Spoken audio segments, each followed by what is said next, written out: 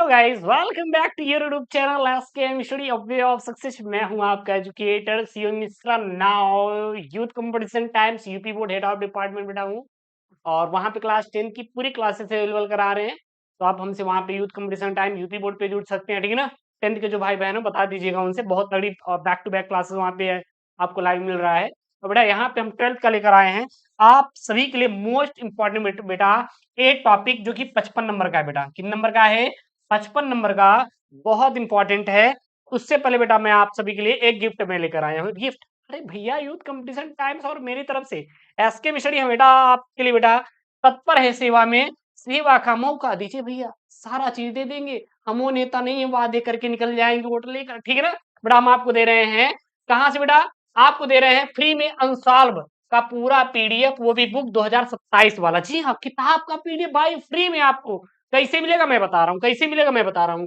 सबसे पहले चले जाना गूगल प्ले स्टोर में, ऐप डाउनलोड करते हैं गुरुजी उनसे बात करने के लिए। इंस्टाग्राम डाउनलोड करते हैं भैया, आप एसके स्टडी भी डाउनलोड कर लीजिएगा। इंस्टॉल पे क्लिक करेंगे, रेटिंग यहाँ पे जरूर जरूर दीजिएगा बेटा। 4.7 की रेटिंग है, आप अपना प्यार जरूर दीजिए क्योंकि हम आपको फ्री में दे रहे हैं, ठीक है ना। डाउनलोड कर लेंगे, उसके बाद अगर नए हैं तो उस पर रजिस्टर पे क्लिक करेंगे, नाम हम फिल करेंगे, नंबर डालेंगे, मेल डालेंगे, ओटीपी आएगा, भर देंगे, हो गया। या फिर आप अगर हैं तो बेटा ओटीपी के द्वारा लॉगिन कर सकते हैं। उसके बाद इस प्रकार सामने खुल के आएगा, यहाँ पे कई सारे सेक्शन दिखाई देंगे। कोर्स का दिखाई देगा, एनसीईआरटी बुक का, स्टेट सीरीज का, अनसॉल्व पेपर का, सिलेबस का, मॉडल पेपर का। तो आ जाएंगे बेटा अनसॉल्व पे। कहां पर आ जाएंगे? अनसॉल्व पे क्लिक करेंगे तो बेटा यहाँ पे दो आएगा। यदि आप 10th से हैं तो 10th का अनसॉल्व पूरा पूरा किताब मिलेगा। 12th से हैं तो 12th का पूरा पूरा अनसॉल्व बुक पीडीएफ मिलेगा, जो कि डेली अपलोड हो रहा है। एक दो किताब करके पूरा अपलोड कर रहे हैं। चाहे आप आर्ट्स से हो या साइंस से, दोनों बच्चे के लिए बेटा यहाँ पे अनसॉल्व पेपर बिल्कुल फ्री में दिया गया है। बेटा लगे हाथ, 1 सितंबर से शुरू है बेटा 101 रुपए में महाभारत बैच। 100% बेटा गारंटी है कि भर भर के यहाँ से प्रश्न आएंगे। सर क्यों आएंगे? क्योंकि बेटा इसमें हमको आपको दे रहे हैं संभावित गेस्ट पेपर। जी हाँ, ऐसे मैंने प्रश्नों का बेटा एक गेस्ट पेपर सेट तैयार किया जो कि रिपीटेड होते, भर भर के आते हैं। चाहे आर्ट से हो या साइंस से, फिजिक्स केमिस्ट्री बायोलॉजी हो, या फिर हम बात करते बेटा आप कहो क्या, इतिहास भूगोल नागरिक शास्त्र, कुछ भी हो, गृह विज्ञान। महाभारत बैच 1 सितंबर से लाइव है, मात्र 101 रुपए में बेटा आपके लिए है, तो इसको ज्वाइन कर लीजिएगा। इसमें आपको नोट्स प्रिंट पीडीएफ आपको मिल जाएगा, बोर्ड की कॉपी डेमो मिल जाएगा, माइंड मैप मिल जाएगा, हैंड नोट्स बिल्कुल फ्री मिल जाएगा, सब कुछ मिल जाएगा। जाइए अनसॉल्व पेपर फ्री में आप प्राप्त करिए। लिंक डिस्क्रिप्शन बॉक्स में ऐप का है, नहीं तो गूगल प्ले स्टोर से एप्लीकेशन डाउनलोड कर लीजिएगा। और हाँ, पीडीएफ फ्री में पाने के लिए जो मैं यहाँ पे बेटा पढ़ा रहा हूँ, इसका पीडीएफ फ्री में पाने के लिए आप टेलीग्राम चैनल एसकेएम स्टडी जरूर ज्वाइन कर लीजिए, जिसका लिंक जो है डिस्क्रिप्शन बॉक्स में दिया गया है। कोई दिक्कत सर नहीं होना चाहिए। चलिए यहाँ पर हम आपको बेटा 8 सबसे इंपॉर्टेंट टॉपिक बताएंगे जो कि क्लास 12 के हिंदी के हैं, बोर्ड परीक्षा 2027 के लिए हैं। और ये 8 टॉपिक बेटा 55 नंबर दिलाएंगे, 55 नंबर दिलाएंगे। सर क्या क्या पढ़ाने वाले हैं देखिएगा, बहुविकल्पी, गद्यांश पद्यांश, जीवन परिचय, कहानी, और एक आपका संस्कृत का पद्यांश। और इसमें मुहावरे रहने वाले हैं, और वो रहने वाले हैं जो आपके बोर्ड में क्या है बेटा रिपीटेड हैं, मोस्ट इंपॉर्टेंट वाले हैं। तो प्लीज आपसे रिक्वेस्ट है कि आप इसे तैयार कर लेना, रट लेना, कुछ भी करिए, मुझे नहीं पता, लेकिन बेटा ये आपको तैयार होना चाहिए। क्या होना चाहिए? तैयार होना चाहिए, याद होना चाहिए, जो कि बोर्ड के लिए बहुत ही इंपॉर्टेंट है। सो प्लीज आप इसे क्या कर लेंगे, तैयार कर लेंगे, ठीक है ना। सबसे पहले हम लोग बेटा क्या करेंगे, बहुविकल्पी। बहुविकल्पी जो प्रश्न बेटा करने वाले हैं वो 10 नंबर का 10 बहुविकल्पी शुरुआत करते हैं। करें बेटा, कोई समस्या होगी प्लीज आप लोग कमेंट बॉक्स में मेंशन कर देना, और पीडीएफ इसकी टेलीग्राम से जाके फ्री डाउनलोड कर लेना, link in the description box. पहला बेटा प्रश्न है, इंपॉर्टेंट है। पहला यहाँ बेटा प्रश्न है और मोस्ट इंपॉर्टेंट है, खड़ी बोली की प्रथम गद्य रचना किसे माना जाता है? खड़ी बोली की प्रथम गद्य रचना किसे माना जाता है? तो हमारे साथ याद कर लीजिए, प्रथम हिंदी बोली की प्रथम जो गद्य रचना माना जाता है वो चंद छंद वर्णन की महिमा को माना जाता है। तो खड़ी बोली की प्रथम गद्य रचना किसे माना जाता है? प्रथम बोली की गद्य, सॉरी, खड़ी बोली की प्रथम गद्य जो रचना माना जाता है, मेरे साथ याद कर ली बेटा, चंद छंद वर्णन की महिमा को माना जाता है। ख वाला प्रश्न इंपॉर्टेंट है। हिंदी प्रदीप पत्रिका के बेटा संपादक कौन है? हिंदी प्रदीप जो पत्रिका होती है इसके संपादक कौन है? किसने हिंदी प्रदीप पत्रिका को संपादित किया बेटा, लॉन्च किया है? तो बाल कृष्ण भट्ट भैया, बाल कृष्ण भट्ट जो साहब थे, इन्होंने हिंदी प्रदीप पत्रिका का क्या किया था, संपादन किया था। तो हिंदी प्रदीप पत्रिका है, इसका संपादक कौन है बेटा? बालकृष्ण भट्ट जी हैं। कौन है बेटा? याद कर लीजिए, बालकृष्ण भट्ट जी हैं। और अगला यहाँ पे बाबू गुलाब राय की आत्मकथा कौन सी है? बाबू गुलाब राय की बेटा आत्मकथा कौन सी है? अच्छा, पेपर में आता है कि बाबू गुलाब राय की जो आत्मकथा है वो है मेरी असफलताएं। याद रखना, बाबू गुलाब राय की आत्मकथा है मेरी असफलता, या फिर पेपर में दे देगा मेरी असफलता किसकी रचना है बेटा? बाबू गुलाब राय की है। क्या है? आत्मकथा है। रचनाओं के प्रकार होते हैं, कहानी होती है, आत्मकथा होती है, निबंध होती है, नाटक होते हैं, विभिन्न प्रकार के संस्मरण होते हैं। तो उन रचनाओं में एक क्या है बेटा? आत्मकथा। कौन सी है? मेरी असफलताएं। क्या रचनाएं बिल्कुल है, आत्मकथाएं बिल्कुल है, ये रचनाओं का प्रकार है ना। अब पेपर में आएगा बाबू गुलाब राय की मेरी असफलताएं किस विधा की रचना है? कौन सा है बेटा? किस विधा की। विधा मतलब होता है प्रकार। किसका प्रकार बेटा? रचना का प्रकार।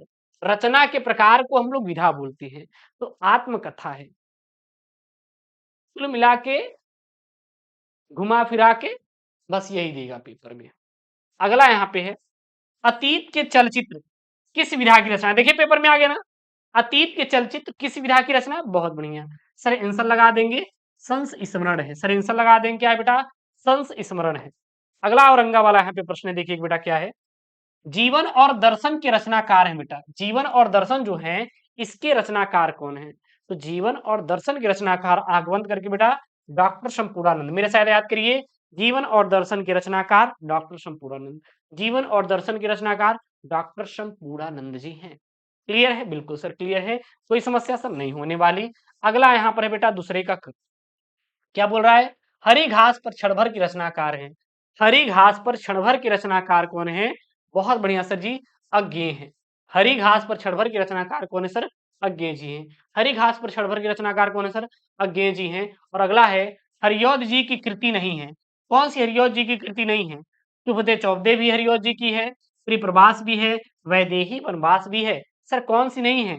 चित्राधार जो है सर जी, यह हरियोध जी की कृति नहीं है। यह बेटा आप याद रखना। आप भूल गए कि आपको मैं दे रहा हूं बेटा अनुसार पेपर बिल्कुल फ्री में।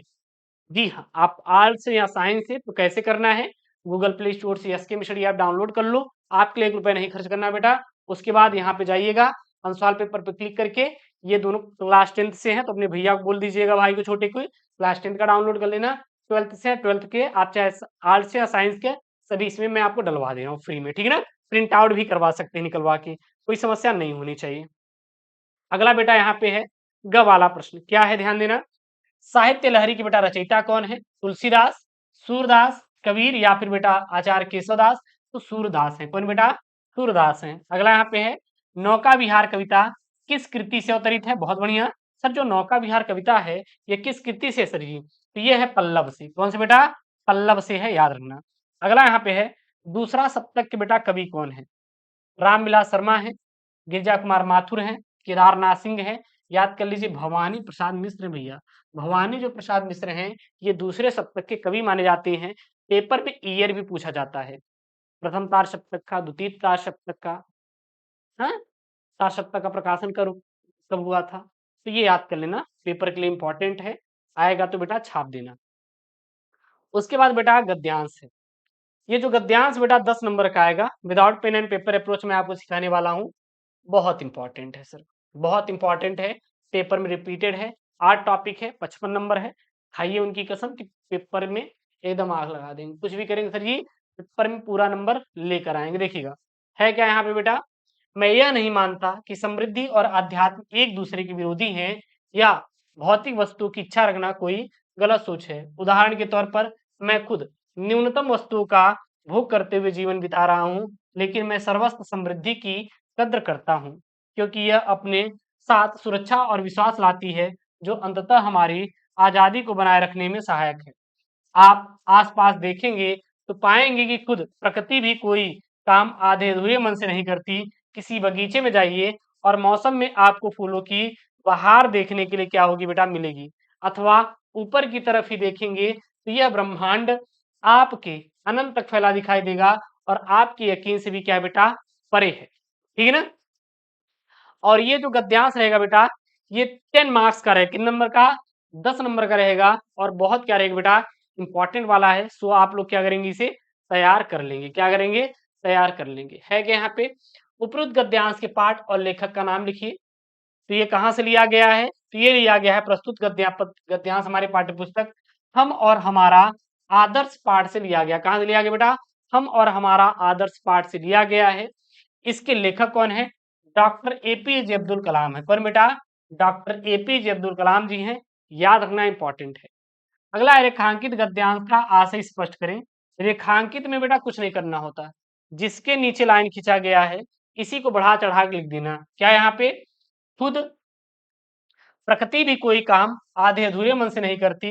किसी भी बगीचे में जाइए तो मौसम में आपको फूलों की बहार देखने को मिलेगी और ऊपर की तरफ ही देखिए तो यह ब्रह्मांड आपके अनंत तक फैला दिखाई देगा। बस इसी को बेटा बढ़ा चढ़ा के लिख देना है। नहीं आ रहा है तो इसी को सेम टू सेम लाकर छाप देना, आपको नंबर मिल जाएगा। तो क्या लिखेंगे यहाँ पे? रेखांकित पंक्तियों के माध्यम से लेखक कहता है कि किसी भी कार्य को अधूरा नहीं छोड़ना चाहिए, अर्थात काम करते हुए उससे ऊबकर उसे अधूरा नहीं छोड़ देना चाहिए। इसके लिए प्रकृति का उदाहरण प्रस्तुत करते हुए वे कहते हैं कि यदि आप अपने आसपास देखें तो आपको प्रकृति के बहुत से उदाहरण मिल जाएंगे जो कि पूर्ण होते हुए दिखाई देंगे। यानी प्रकृति अपने किसी काम को अधूरे मन से नहीं करती। आप किसी फूल के बागों में पहुंच जाइए, वहां आपके फूलों की बहार देखने को मिलेगी, क्योंकि मौसम ने अपने काम को अधूरा नहीं छोड़ा। या फिर अपने ऊपर की ओर देखें तो आपको यह ब्रह्मांड इस तरह विस्तृत दिखाई देगा जिसका कोई अंत नहीं है और जहां तक आप सोच भी नहीं सकते। अगला और ग वाला बेटा प्रश्न है, भौतिक समृद्धि के महत्व में लेखक का क्या विषय है? मतलब कि भौतिक जो समृद्धि है उसके बारे में लेखक का क्या महत्व है बेटा? तो इसी में है प्रश्न। प्रश्न का उत्तर इसी में देखिए। देखिए भौतिक भौतिक महत्व कहीं लिखा गया है? हाँ, यहाँ पे देखिए। देखिए भौतिक वस्तु की इच्छा रखना कोई गलत सोच नहीं है। मतलब जो भौतिक वस्तु की है सोच बेटा, इसको रख सकते हैं। तो यहाँ पे वही है कि भौतिक समृद्धि के महत्व के विषय में लेखक की मानता है कि भौतिक वस्तु की इच्छा रखना कोई गलत सोच नहीं है। अगला है, लेखक के अनुसार मनुष्य मनुष्य को जीवन में भौतिक और आध्यात्मिक वस्तुओं को किस प्रकार स्वीकार करना चाहिए? तो आप लिखेंगे लेखक के अनुसार मनुष्य को जीवन में भौतिक एवं आध्यात्मिक वस्तुओं को न्यूनतम स्वीकार करना चाहिए। अगला है, भौतिक समृद्धि अपने साथ क्या लाती है? तो भौतिक वस्तु अपने साथ सुरक्षा और विश्वास लाती है, जो कि आपको बेटा उसमें दिया गया है गद्यांश में। अगला यहाँ पर बेटा पद्यांश है जो कि 10 मार्क्स से आएगा, ध्यान देना। क्या यहाँ पे? निम्नलिखित पद्यांश पर आधारित निम्नलिखित प्रश्नों का उत्तर दीजिए, 10 मार्क्स का है। क्या यहाँ पे? जल पंजरगत अब अरे अधीर अभागे, वे जलित भाव थे स्वयं तुझी में जागे, पर था केवल क्या जलित भाव ही मन में, क्या शेष बचा था कुछ और नहीं इस मन में, कुछ मूल्य नहीं वात्सल्य मात्र क्या तेरा, पर आज अन्य सा हुआ वत्स भी मेरा, थूके मुझ पर त्रैलोक भले ही थूके, जो कोई जो कह सके कहें क्यों चूके। तो सबसे पहला यहाँ पर है बेटा, क्या है? उपयुक्त पद्यांश का शीर्षक और कवि का नाम लिखिए। उपयुक्त पद्यांश का साकेत शीर्षक से अवतरित है। इसके कवि मैथिली शरण गुप्त जी हैं। अगला है, उपयुक्त पद्यांश में किससे किसका संवाद हो रहा है? तो कैकेयी का राम से संवाद हो रहा है। उपयुक्त पद्यांश में किसका किससे संवाद हो रहा है? तो कैकेयी का बेटा राम से संवाद हो रहा है। और अगला यहाँ पर है प्रश्न, क्या है? रेखांकित अंश की व्याख्या कीजिए। अच्छा, एक चीज और है यहाँ पे, वे ज्वलित भाव किसमें जागे थे? तो कैकेयी में जागे थे। रेखांकित अंश की व्याख्या कीजिए। रेखांकित में कुछ नहीं करना, जिसके नीचे लाइन है इसकी हिंदी लिखना है। कुछ मूल्य नहीं वात्सल्य मात्र क्या तेरा, पर आज सा अन्य वाह वत्स भी मेरा। बस इसी को आप लिख देंगे और कुछ न करिएगा। यानी कि यहाँ पे लिख देंगे, क्या लिख देंगे? इन पंक्तियों में कैकेयी की व्यवस्था व पश्चाताप का वर्णन है। कैकेयी अपना अधीर मन लिए प्रश्न पूछती है, क्या मेरे मन के वात्सल्य भाव अर्थात पुत्र स्नेह का कुछ भी मूल्य नहीं है, किंतु हाय आज यह मेरा पुत्र मुझे से पराये की तरह व्यवहार करता है। अगला है, पश्चाताप की अग्नि में बेटा कौन जल रहा है? पश्चाताप की अग्नि में कौन जल रहा है? तो आप सीधा यहाँ पे लिखेंगे, पश्चाताप की अग्नि में कैकेयी जल रही है। पश्चाताप की अग्नि में बेटा कौन जल रहा है? पश्चाताप की अग्नि में कैकेयी जल रही है। ठीक है ना? अगला यहाँ पर है 5 का क। क्या है? ध्यान देना, इंपॉर्टेंट है बेटा, इंपॉर्टेंट है, पेपर में आएगा, तैयार कर लीजिएगा कि निम्नलिखित में से किसी एक लेखक का साहित्यिक परिचय देते हुए उनकी प्रमुख कृतियों का उल्लेख कीजिए, अधिकतम 80 शब्दों में लिखना है। 5 नंबर का आएगा बेटा, 5 नंबर का। Doctor APJ Abdul Kalam, doctor Hazari Prasad Dwivedi, Vasudev सरगरवाल। ये कितने बेटा? ये 3 हैं। कितने हैं? ये 3 हैं, जो कि बहुत इंपॉर्टेंट है। और यहाँ पे हम लोग लिख रहे हैं डॉक्टर एपीजे अब्दुल कलाम का। किसका लिख रहे हैं? डॉक्टर एपीजे अब्दुल कलाम का। तैयार कर लेना, बोर्ड में आएगा, छाप देना। क्या लिखेंगे? मिसाइल मैन के रूप में भारतीय जनता समेत विश्व में लोकप्रिय भारत के पूर्व राष्ट्रपति डॉक्टर एपीजे अब्दुल कलाम का जन्म 15 अक्टूबर 1931 को धनुषकोडी गांव रामेश्वरम तमिलनाडु में एक निम्न वर्गीय परिवार में हुआ था। आर्थिक अभाव में पल रहे कलाम ने अपनी शिक्षा की राह की सारी मुश्किलों का सामना डट कर किया और डीआरडीओ से जुड़कर तदंतर इसरो में मुख्य वैज्ञानिक के तौर पर भारत को परमाणु शक्ति के तौर पर विकसित भी किया। इतने महत्वपूर्ण पदों पर रहते हुए भी अपने प्रेरक प्रसंगों तथा वैज्ञानिक दृष्टिकोण को भावी पीढ़ी, खासकर बच्चों से साझा करने का भी समय निकाल लिया करते थे। और ऐसे ही 27 जुलाई 2015 को भारतीय प्रबंधन संस्थान शिलांग, जो कि मेघालय में है, एक व्याख्यान के दौरान इनका हृदयाघात से, मतलब इनको क्या गया था? हार्ट अटैक आ गया था, इनकी मृत्यु हो गई थी। और इनके प्रमुख जो रचनाएं, जैसे India 2020, a vision for new millennium, wings of fire and autobiography, ignite minds, analysing the power with an Indian, आरोहण प्रमुख स्वामी जी के साथ मेरा आध्यात्मिक सफर। उसके बाद अगला यहाँ पे बेटा खवाला है कि निम्नलिखित में से किसी एक कवि का साहित्यिक परिचय देते हुए उनकी प्रमुख रचनाओं का उल्लेख कीजिए। अधिकतम 80 शब्दों में लिखना है। 5 नंबर का है। कौन कौन बेटा यहाँ पे है?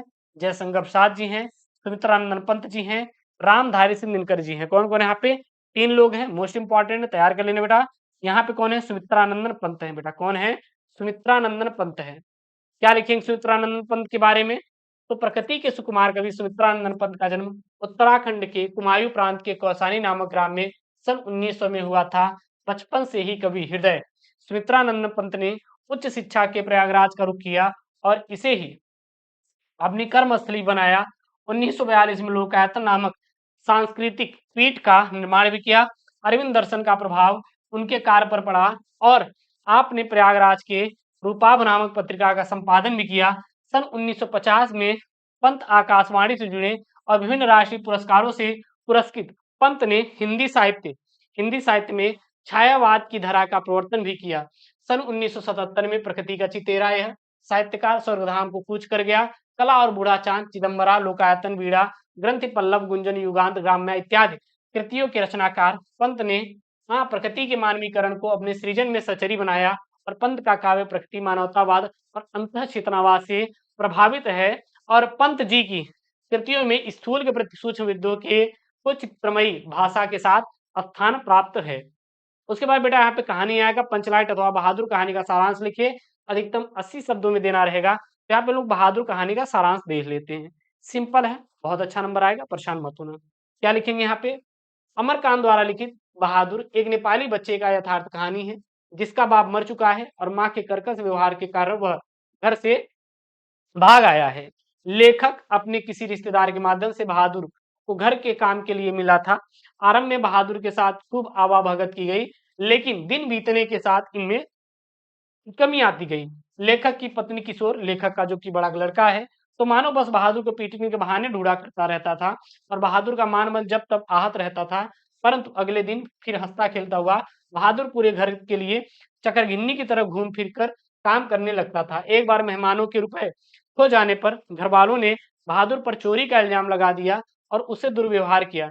तब बहादुर के स्वाभिमान को चोट पहुंची और एक दिन बिना किसी बताए बहादुर अचानक घर छोड़कर चला गया और उसके जाने के बाद सारे घर में मातम छा गया। सारे घर वाले ने अपनी गलती स्वीकार कर पश्चाताप करने की ठानी, परंतु उस पश्चाताप को स्वीकार करने के लिए, उन्हें माफ करने के लिए बहादुर अब जा चुका था और ढूंढने से नहीं मिल रहा था। ठीक है ना? उसके बाद बेटा यहाँ पे क्या है? श्लोक है। देखिए यहाँ पे दिए गए श्लोक में से किसी एक का संदर्भ सहित हिंदी अनुवाद की करिए। ये श्लोक आएगा 7 नंबर का, तैयार कर लेना। विद्या विवादाय धनम मदाय शक्ति परेशान पर पीड़ानाय छल से साधो विपरीत मत्ते ज्ञानाय च लक्षणाय। इसका सबसे पहले बेटा संदर्भ लिखेंगे। क्या लिखेंगे? प्रस्तुत श्लोक हमारी पाठ्य पुस्तक संस्कृत निर्देशिका के सुभाष रत्नानी पाठ से क्या है? अवतरित है। इसका बेटा हिंदी अनुवाद करेंगे। अनुवाद में क्या लिखेंगे? ध्यान दीजिएगा। दुष्ट की विद्या विवाद के लिए, धन मद के लिए और शक्ति दूसरों को पीड़ित करने के लिए होती है। इसके विपरीत सज्जन की विद्या ज्ञान के लिए, धन दान के लिए और शक्ति दूसरों की रक्षा के लिए होती है। उसके बाद बेटा लोकोक्ति और मुहावरे आएगा। क्या है यहाँ पे? अपने पैरों पर खड़ा होना, यानी कि अपने पैरों पर खड़ा होना मतलब कामयाब होना। वाक्य प्रयोग बेटा, राम के माता-पिता बहुत खुश हैं क्योंकि वह नौकरी पाकर अपने पैरों पर खड़ा हो गया। अगला है उल्टी गंगा बहाना। उल्टी गंगा बहाना मतलब यहाँ पे लिखेंगे बेटा, असंभव काम करना यानी कि उम्मीद से परे होना। वाक्य प्रयोग बेटा, तुम इस काम को नहीं कर पाओगे, तुम्हारे लिए यह उल्टी गंगा बहाने के समान है। अगला यहाँ पर है गूलर का फूल होना।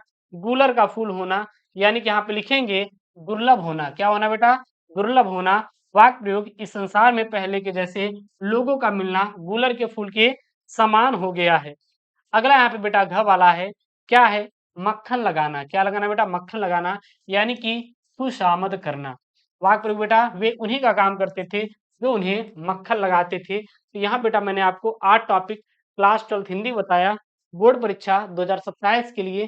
प्लीज आप इसे तैयार कर लेना। इसका जो पीडीएफ है आप जाकर टेलीग्राम चैनल एसके मिशरी से डाउनलोड कर सकते हैं। आप लोगों से बेटा एक रिक्वेस्ट है, रिक्वेस्ट ये है कि आप लोग अंसाल पेपर का पीडीएफ बिल्कुल फ्री मिल रहा है, तो प्लीज इसे आप लोग डाउनलोड कर लीजिए, इसका प्रिंट आउट करवा लीजिए, कोई दिक्कत नहीं, पीडीएफ पढ़ सकते हैं। कैसे प्राप्त करना है?